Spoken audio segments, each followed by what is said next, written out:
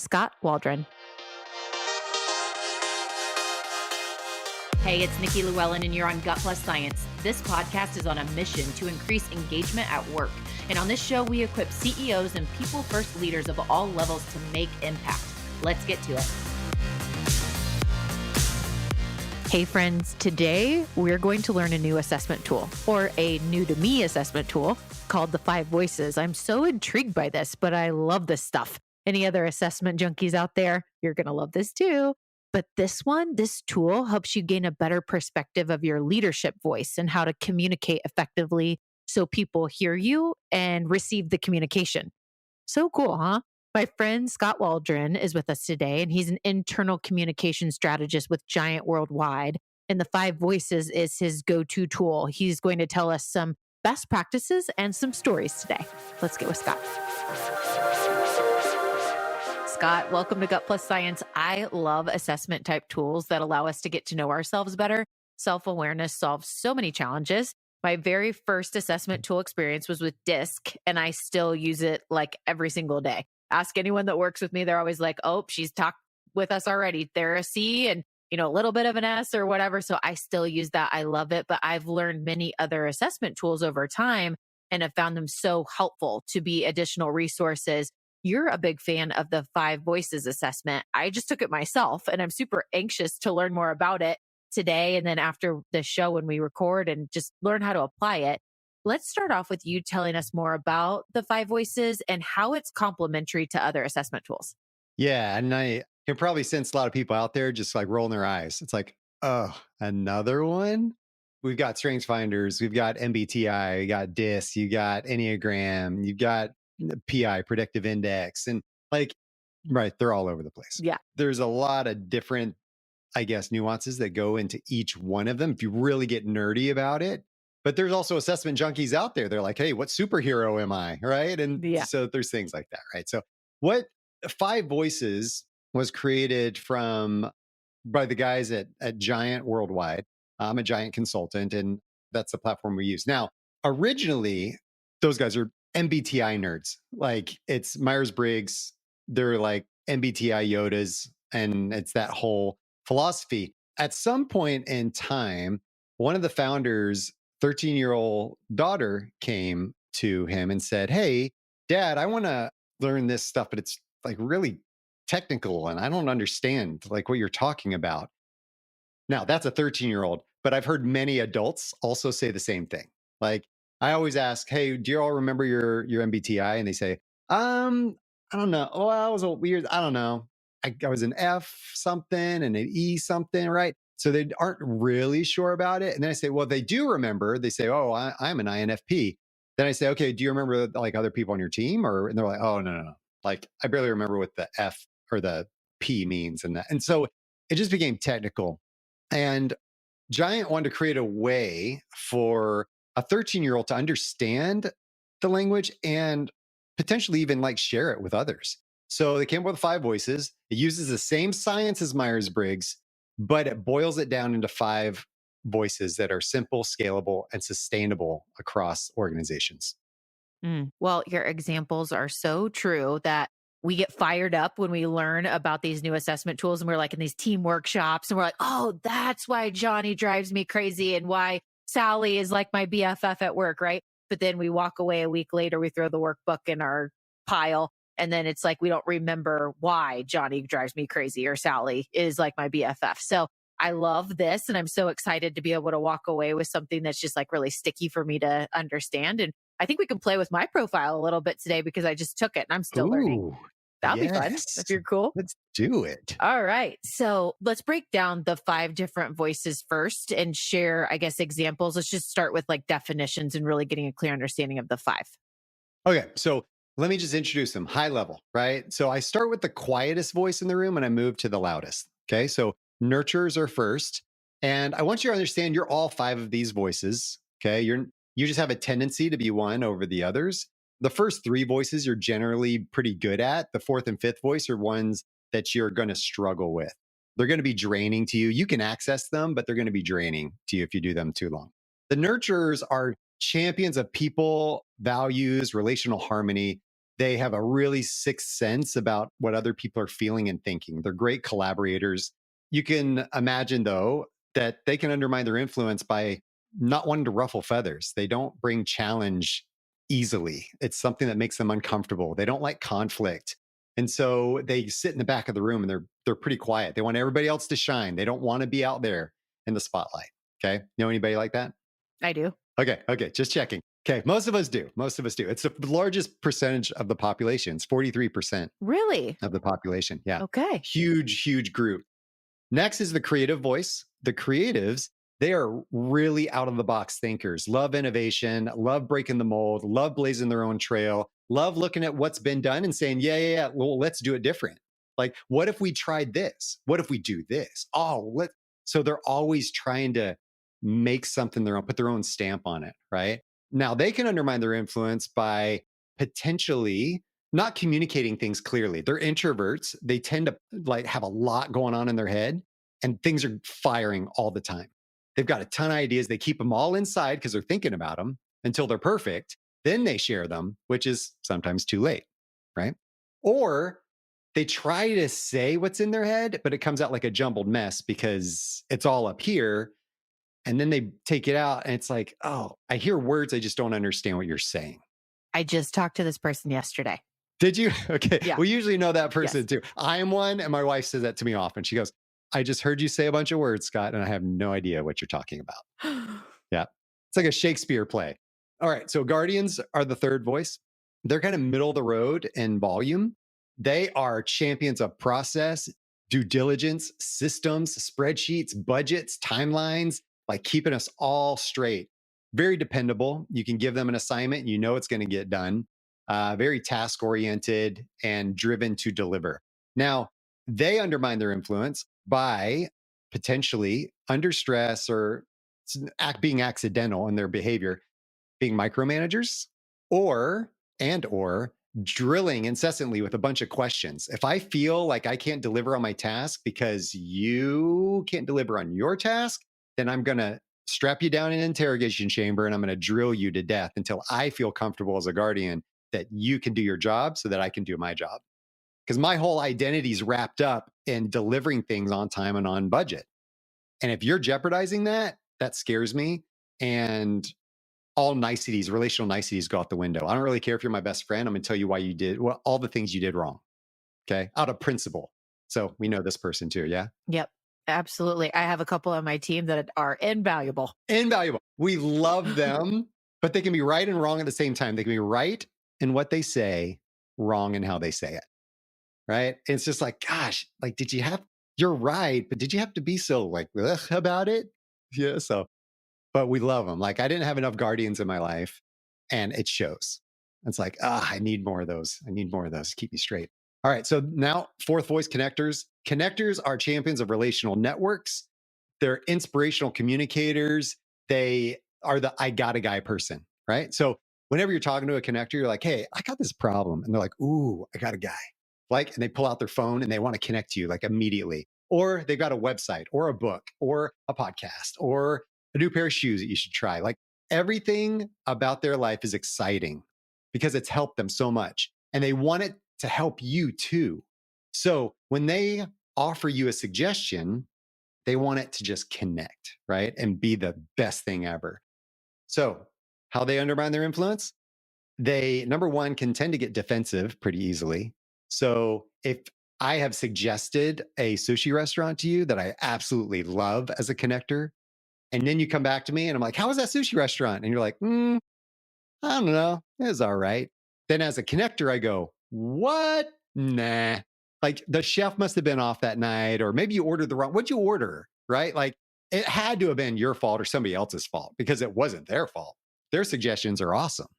And so that's one thing. The other thing is that they are people pleasers. They like to say yes to everything all the time because they want everybody to achieve their dream and they want to help them achieve that dream.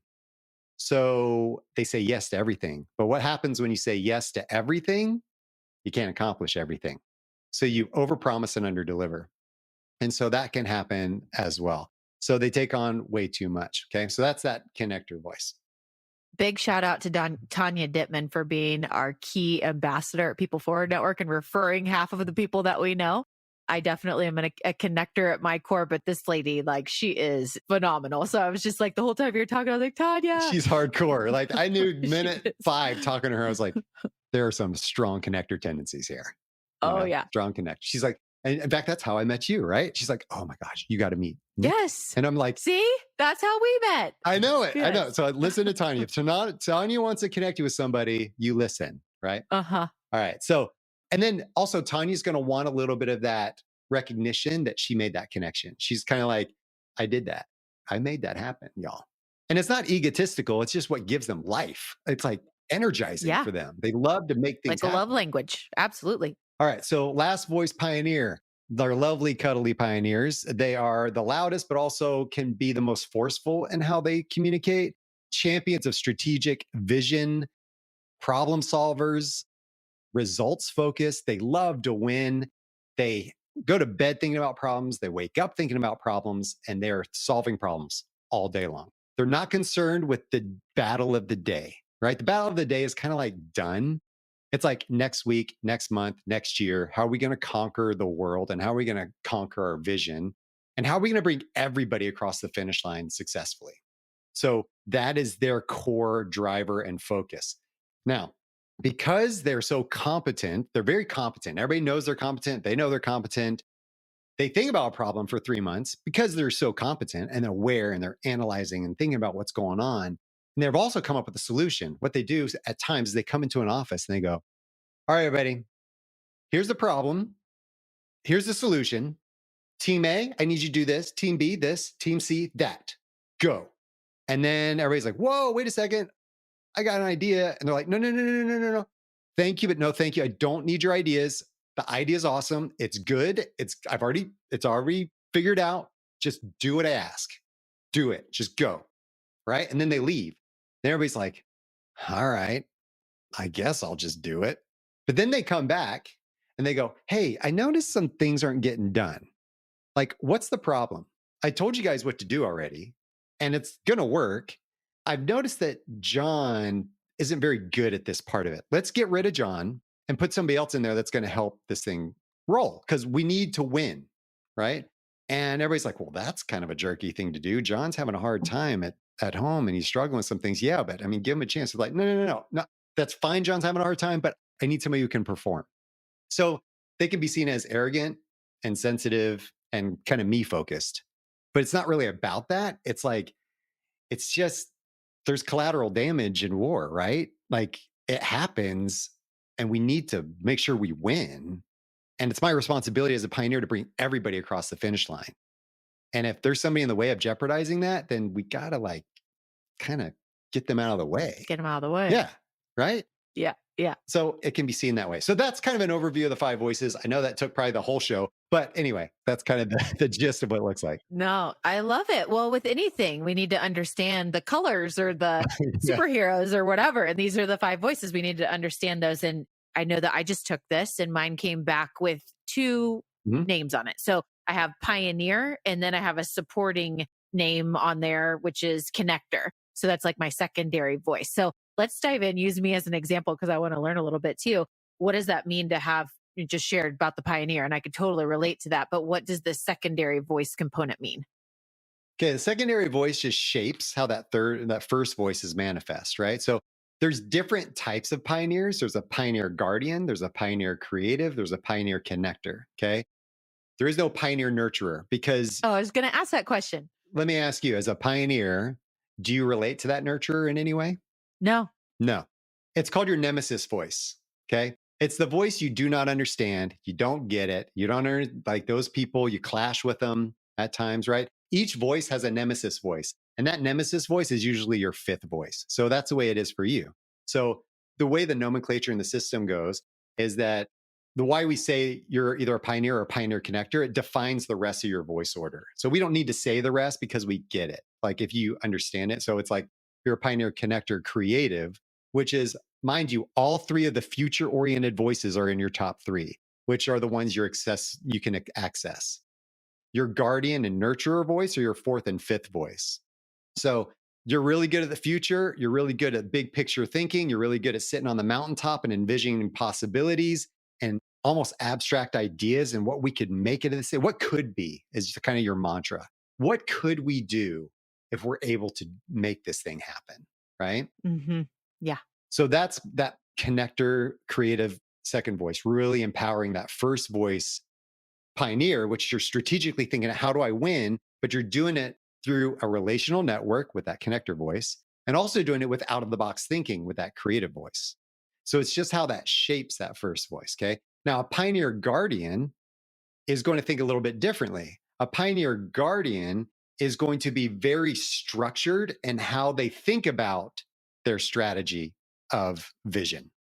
That guardian voice is going to add a lot of structure and a timeline and a strict guideline to how we do it. We're going to finish this 2 weeks ahead of time, et cetera, right? They're very structured and methodical in how they think and how they're going to take over the world. You are going to be more abstract. You're going to think more. You're going to ponder. You're going to gather information. You're going to explore a little bit more. And that last minute deadline is probably what's going to drive you more. So let me ask you this before I put you in a box. That's what people have a problem with. Let me just side note this really good. A lot of people have problems with these personality profiles because they're like, I don't believe in them. You can't put me in a box. All these things do is put me in a box. And I'm not in a box. I'm different in different situations. And it's like, yes. So let me address this. Myers-Briggs teaches this language. We teach this with at Giant, right?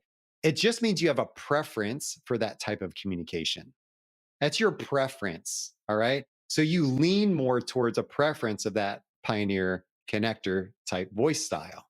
I lean as a preference to that creative connector type voice style. It doesn't mean that's all that you are. You have to be a pioneer all the time or it doesn't fly. That's putting you in a box. Me saying, oh, Nikki has a preference for this type of style of communication helps me understand how I intentionally communicate with Nikki, understanding she can access any of these voices.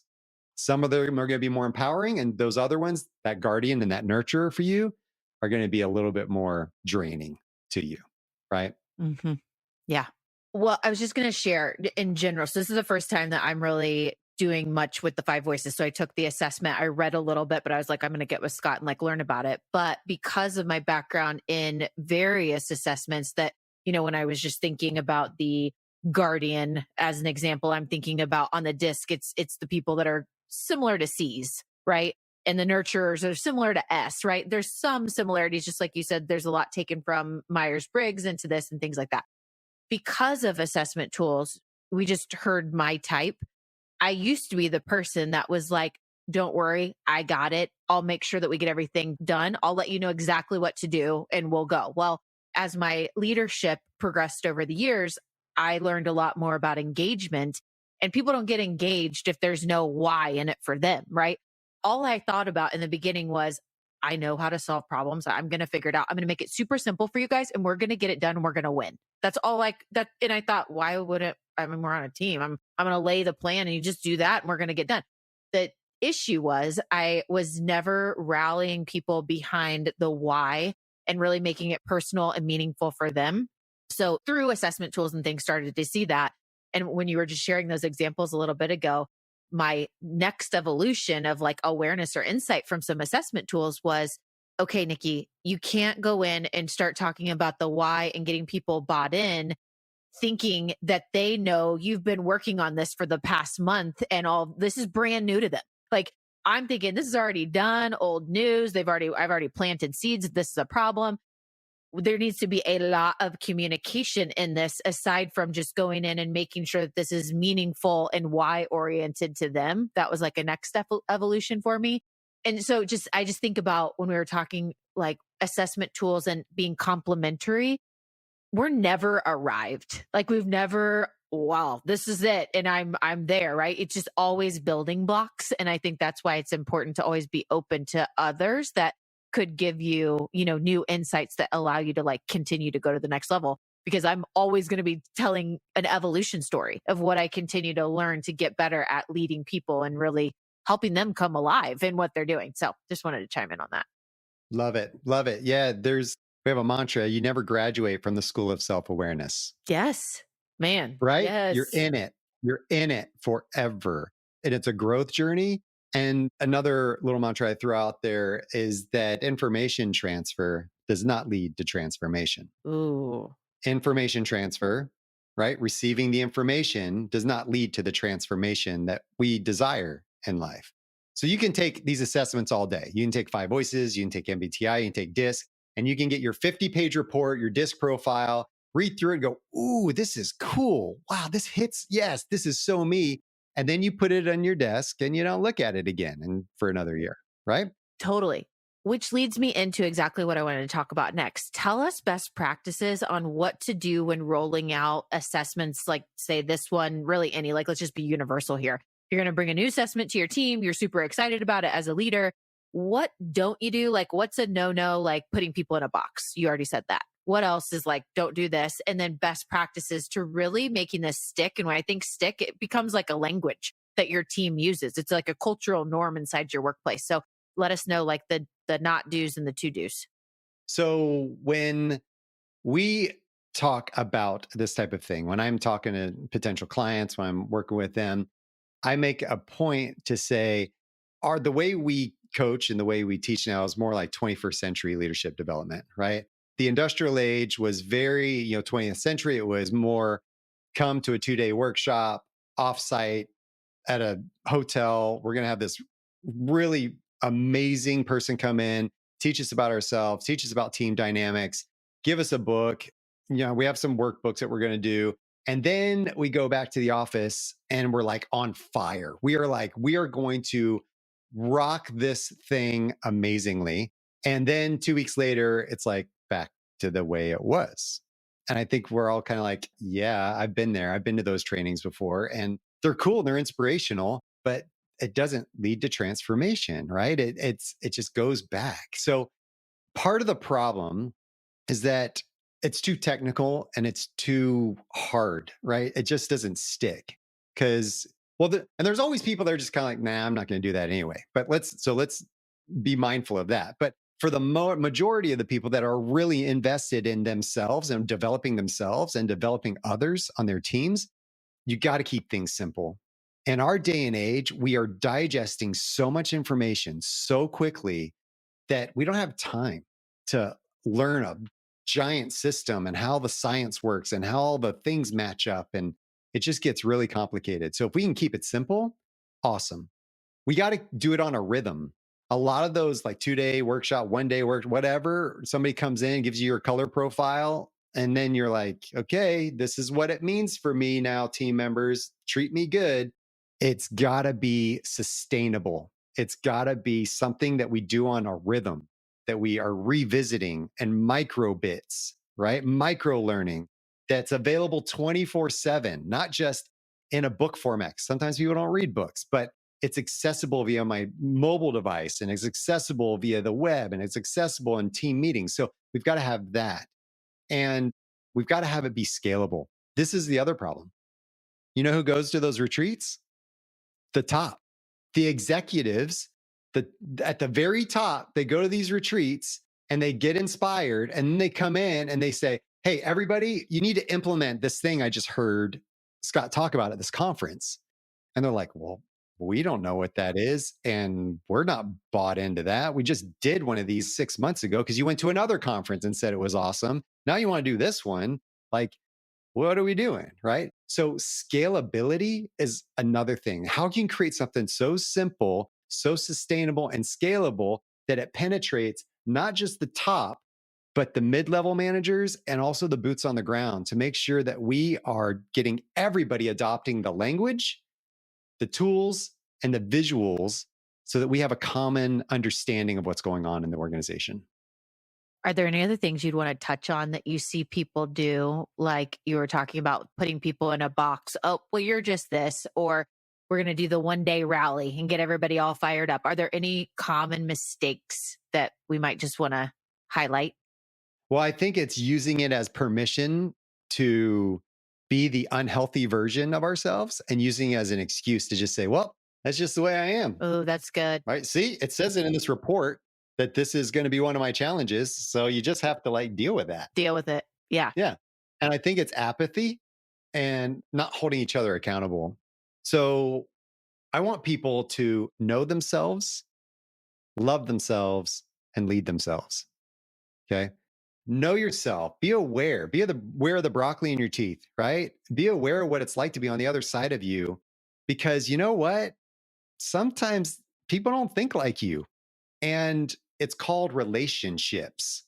We all have them, unless you live by yourself in a cabin in the woods forever, which is fine. Then this isn't necessarily for you, unless you're just curious. But right, it's about relational dynamics and how do we know ourselves really well. Then we got to love ourselves. We got to appreciate and love who we are, our strengths and our growth opportunities, so we can go, I know I'm not great at that. It's an opportunity for me to always grow and progress. I need to work on that more, right? That's where that achievement comes in. Then we got to lead ourselves well, which means I'm going to be intentional about how I behave, how I act and communicate with others. Because I know that that's jeopardizing the amount of influence I can build with other people. And that's what we're here to do, right? Build influence so we can build loyalty. And then we can all progress together. Yeah. So, Scott, I know you work alongside leaders every day, helping them to create these brands that, we all have a personal brand, whether you're proactively working on it or you're not, you have one. And we have to, if we want to really influence outcomes, we need to be very intentional about our personal brand and how we're impacting other people. So that's what you do. You walk alongside leaders. I'd love for you to share a little bit more about the work that you do. And then also, if there's opportunities for our listeners to try the 5 voices or apply the 5 voices in some way with what you do, I'd love to share that as well. Sure. So my background is in brand strategy work and developing brands for companies and organizations from an external standpoint with their customers and clients and things like that for a long time. And noticing that a lot of the ineffective marketing and communications work to clients was because of ineffective internal communication. So now I've shifted a lot of my brand strategy practice into what I call internal brand strategy, developing personal brands for leaders, developing team brands and organizational brands inside of organizations. Now, a brand is simply this: what people say about you when you're not around. That's it. It's not a logo, it's not a font, it's not none of that. Okay. So when I say those are brand elements, the logo and the font, the color palette, those are brand elements to help you remember how you feel about a particular brand, right? So, or a particular person or a company or a product or whatever. The way I talk about my boss when I go to the barbecue this weekend is my boss's brand in my eyes, right? The way I talk about you, Nikki, when I'm not on a podcast with you is your brand, right? What I say to other people about you is your brand. So, what are our employees saying about us as leaders? What are we saying about our employees? What are we saying about our companies when we leave? Like that is that brand that we're trying to shape and foster. And so I teach and coach leaders and teams on how to communicate effectively so that we can build better relationships, be better aligned, and execute more effectively, therefore increasing our capacity and building that loyal following that we all want, right? So there's that aspect of it. It all starts with the psychological safety aspect, and that's communication. And that's where 5 voices comes in. So if you are interested in taking the 5 voices assessment, it takes about 15 minutes. It's free. I'm going to have a page on my website dedicated to the show that gives some free offerings. So number one will be that 5 voices assessment. So go to skotwaldron.com/gut science. That's SKOTWALDRON.com/gut science. And on there, you'll have 2 options. Number one, you can take the 5 voices assessment online for free, 15 minutes. Number two is I'm offering a 90-minute boot camp, 5 voices boot camp for your team, where everybody will take the 5 voices assessment. I don't care how many people it is. It could be 5, it could be 1,000. And then everybody comes on, takes the assessment, and then we get on a call for 90 minutes, a Zoom call. And I will talk to you about the dynamics of those voices on your team and the styles of communication and why they act the way they do. At the end of that call, every person on there will have an actionable takeaway. So I believe in application. So there's transformation, right? Information transfer doesn't lead to transformation. So I want to make sure there's some action associated with everything we do. Can I be the first to sign up? I literally just wrote down right here. I wish you all could see it, but we're just on audio. Make sure my team does the 5 voices and have a meeting to discuss it. So we're all going to do that, but I would love if you could coordinate that with us because just as you were talking earlier about nurturers and guardians, and I was sharing like, I don't know what I'd do without like the guardians in my life. I'm just curious who's what and how we can apply this. So put me on your list. Thank you for the offer. Hey, all listeners, we're going to throw in the show notes a simple link for you to connect with Skot and then also to drive opportunity to go to that page that he's going to create for you to be able to take advantage of that too. So this was so awesome. I love learning about new assessment tools. And like I shared, I just took the 5 voices myself. And so I'm going to go back now that I know a little bit more and dive into that report. So Skot, thank you for your time. We're going to take a quick break, hear from our sponsor message today, and we're going to come back to our lightning round where we'll get to learn a little bit more about the personal side of you, Skot. We'll be right back. If you're leading with a people-first mindset, which most likely you are because you're listening to Gut Plus Science, join People Forward Network, the largest community of humans on a shared mission to lead meaningful work. You can find us at peopleforwardnetwork.com or follow People Forward Network on LinkedIn. All right, Skot Waldron back on Gut Plus Science. We're here in the lightning round, which is always fun just to learn a little bit more about these awesome guests that spend time mentoring us. So Skot, we've got 4 questions. First one, favorite book of all time or favorite recent read? Okay, so I'm not a super book nerd, but I do read a lot of books. I guess it sounds weird saying that. I will probably say Infinite Game, Simon Sinek, blew my mind. It took me a while to get on board, not the Simon Sinek train. I've been on board for that for a while, but that book. So I read that last year. It's shaped a lot of the things I do and how I coach now. It's amazing. Awesome book. How about a favorite hobby when you're not working? I would probably have to say getting stuff done. Like, is that a hobby?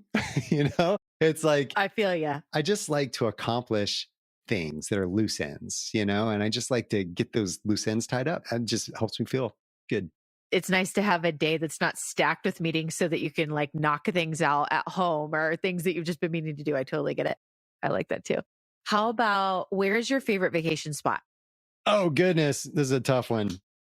I lived in Switzerland for a few years, and it's kind of like God created the heavens and earth in 6 days. And then on the 7th day, he created Switzerland. It was like, it blows my mind. So probably there. We went to Costa Rica as a family last year.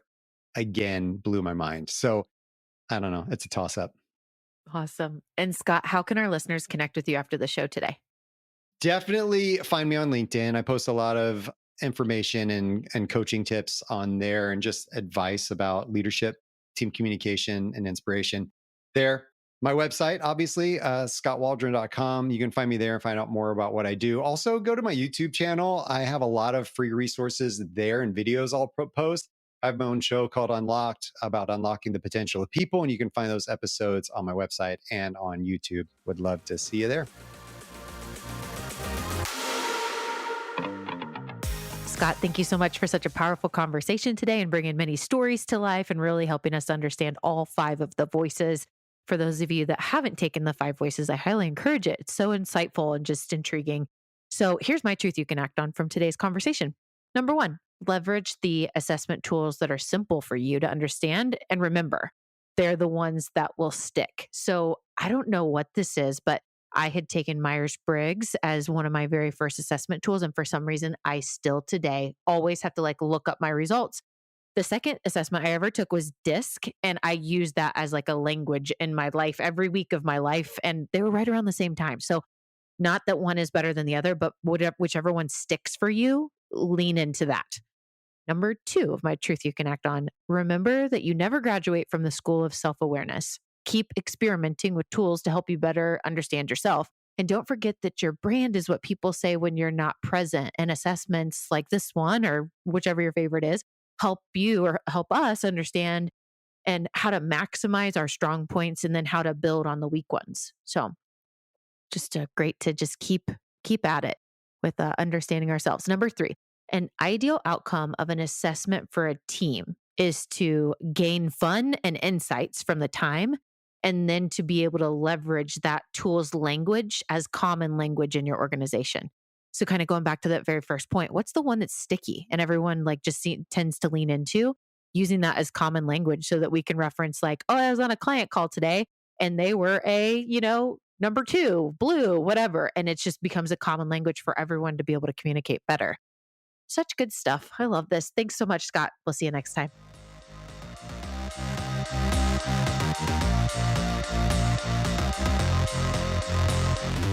We just left the world a little bit better. Now go do something with it.